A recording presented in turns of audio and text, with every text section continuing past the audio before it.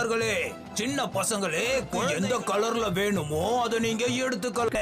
அதுக்கப்புறம் என்னெல்லாம் நடக்க போகுதோ அதை நான் பார்க்க போறேன்.